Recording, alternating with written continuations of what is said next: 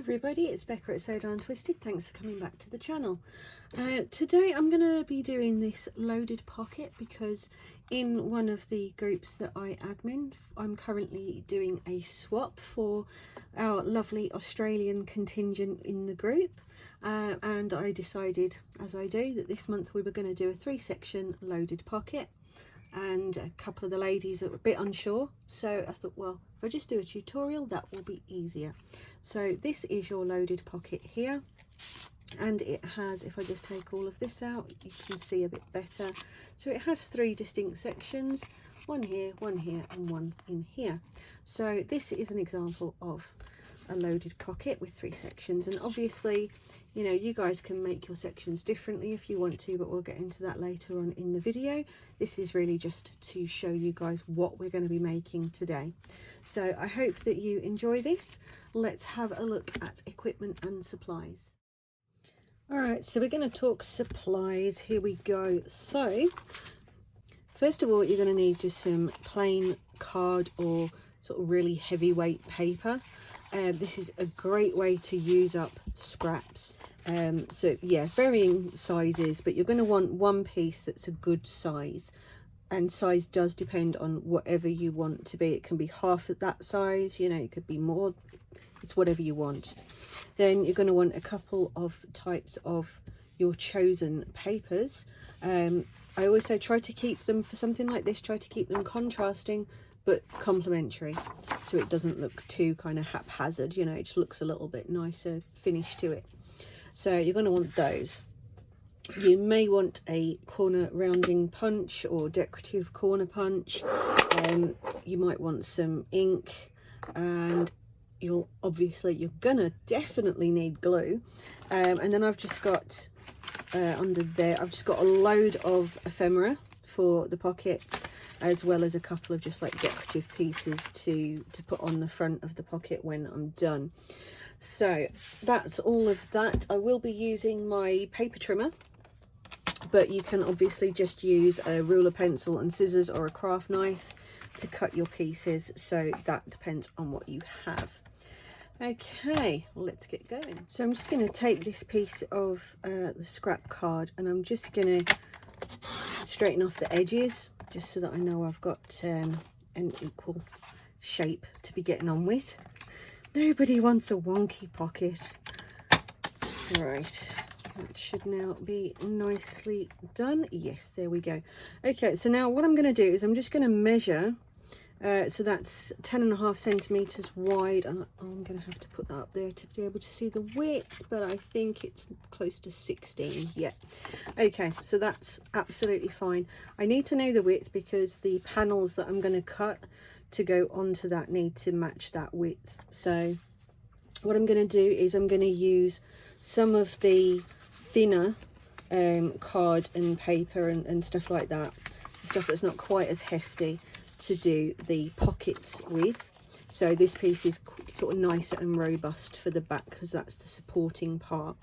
So let's get these down to, what did I even say that was? 10.5. That's what I thought. Okay, so let's get that to 10.5. So what I'm going to do is I'm going to do a couple of different pocket styles. So I'm going to have a main pocket that's going to sit down the bottom there at the front.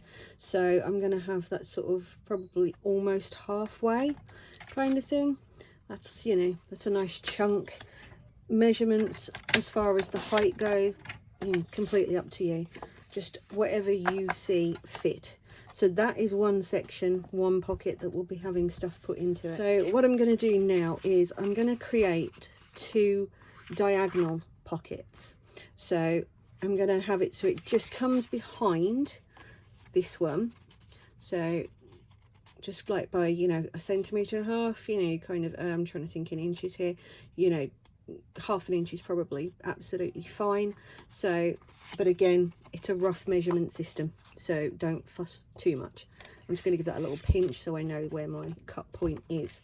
Then to create that shape, I'm going to take my pinch point and I'm going to take it over to the opposite corner, just slightly off, so it will finish just shy of the corner. and then I'll cut that one, and then that will be sitting kind of there, like so. So that is section number 2. So now we'll do section number 3, which will be just coming in that way. And this one I'm going to take it to the top, so that one's kind of finishing about, you know, 1/2 inch or so away from the top there. You can see just that there. So this one I'm going to take all the way to the top. You guys obviously don't have to do that if you don't want to. You can just have it the same both sides. You can do what you want.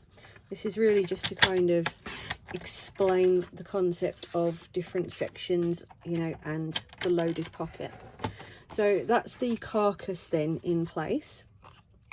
I just need to actually put this where it needs to be.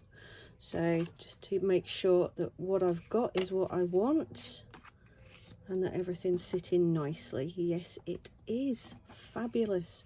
Okay, so now I'm going to cut the panels that are going to sit on top of this. So the first thing I'm going to want is one for the back, but because so much of it's been disguised already, you do not need to go all the way down to the bottom. You're wasting your paper if you do that. So I'm going to kind of see where that one comes to and just have a little measure of that. So that comes up by 8, so I'm just going to make it 9 centimeters that way. So this is going to be for my front piece. I'm going to use this one for my front piece. So I need to make that 9 centimeters deep, and of course it's not going to be the 10.5 wide, because you don't want it to get the right piece of card. You don't want it to come all the way to the edge. You just want it to come a bit shy of that.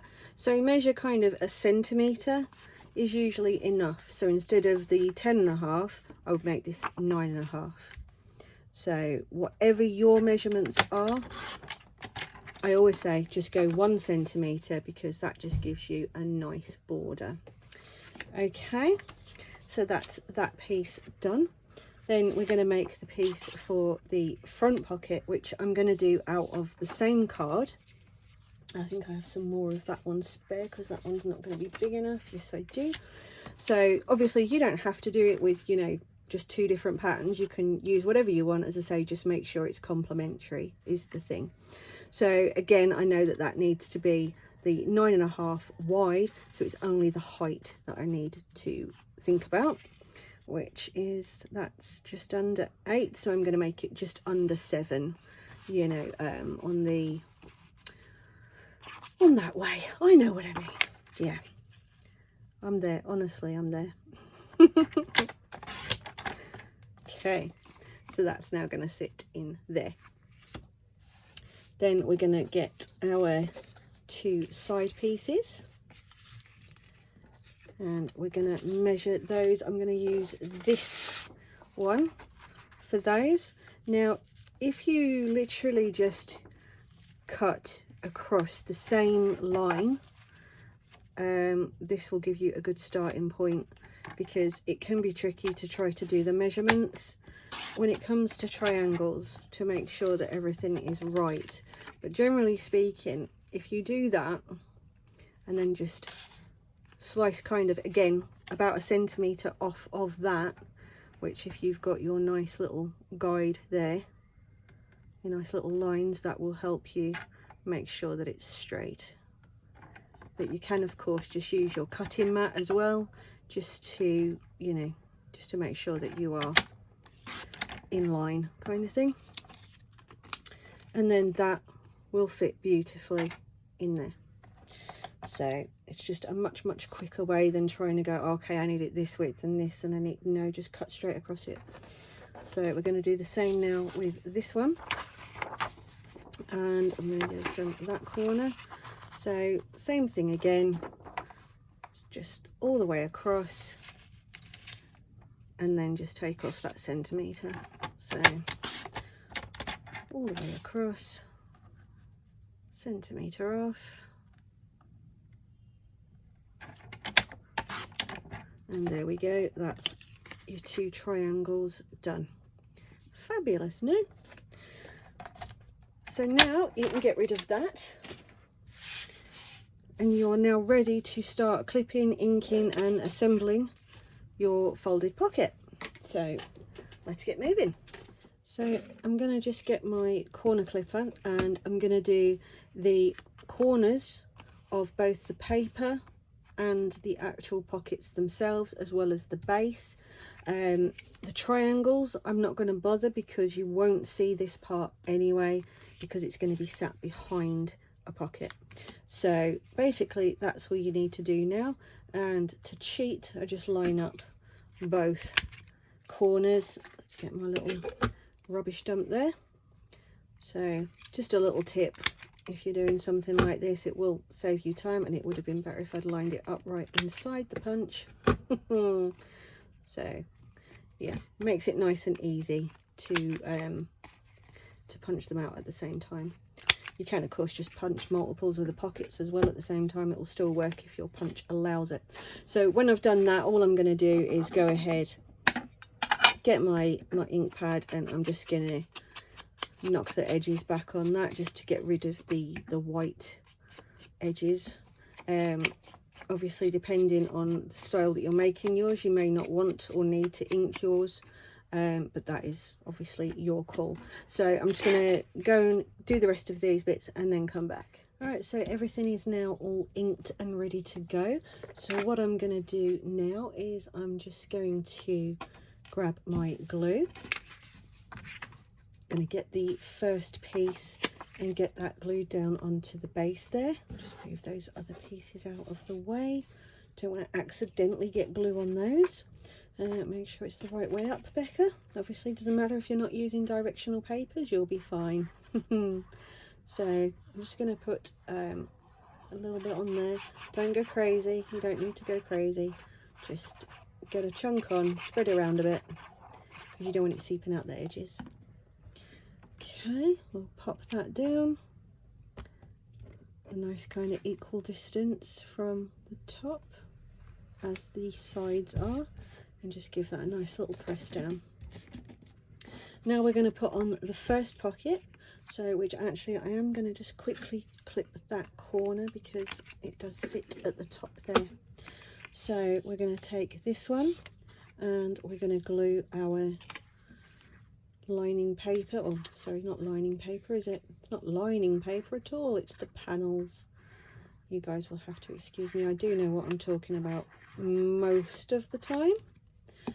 Yeah, sure, we'll go with that. Right, so let's get that one popped down on there. What I forgot about with doing the triangles is that some of that some of the white lines that were on the paper that I used were still a bit visible, so I've just kind of inked over the top of them. But if it's still noticeable when I'm done, I'd just put a little embellishment or something on there and just wouldn't worry about it really. So that's that one. Let's get this one glued on, and again just take it easy. Fabulous. Stringy glue is the bane of my existence. I swear it drives me crazy. Oh no, I've put that on the wrong side. What a fool, what a fool. Turn it over. See, I leave my mistakes in because it's funny. Or at least that's what people tell me. I find myself funny though, so I don't care. Alright, so we're just gonna now put that down in the right place. A little bit of seepage there because I have to glue it twice, that's on me. Okay, that's the second one.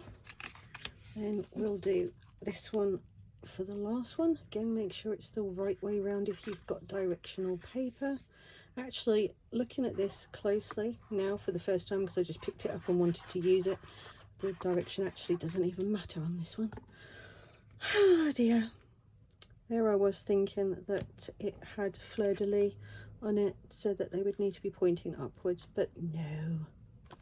Okay, so we're going to just pop that down onto there. Then we're going to glue the pockets on, and for some reason my glue the last couple of days, I think it might be the heat, here because we actually have something resembling summer right now. The rest of the world would laugh at our paltry, you know, 80 degrees, but our weather has been horrific for what we call summer, more so than usual, because the UK, let's face it, it's never great, but it's been a heck of a lot worse. Right, so that's pocket 1, and then let's chuck pocket 2 down there. So there we go. That's number 2 in place.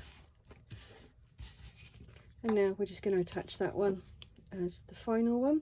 Obviously be aware to only do the 3 edges of this one. Okay, pop that on there. That's your pocket done now. It really is that simple.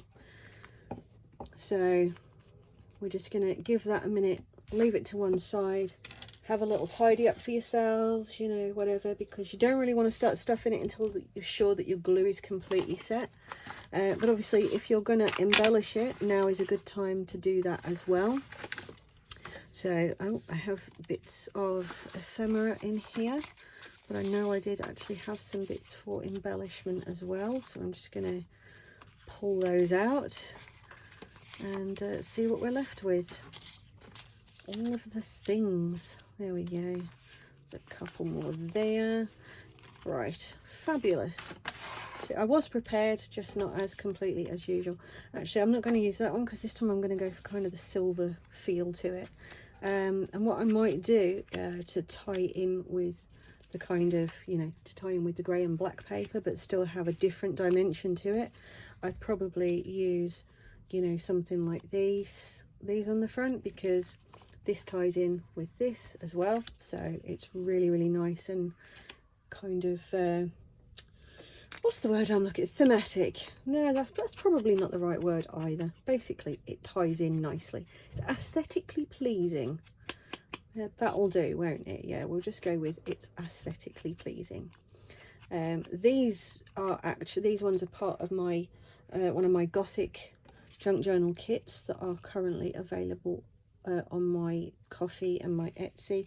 If you take a look in my video list, I've got a video of a flip through of my Gothic journal so far, and that has an awful lot of the stuff from my Gothic kits. So if any of you like your Gothic themes, then that would work really, really well, because they're quite even if I do say so myself, they're quite cool, because one of the kits has completely original artwork, not AI generated but actual art work done by my husband, who's an illustrator professionally, so he did them for me to use in the kit. So we have 2 beautiful original character artworks in one of the sets.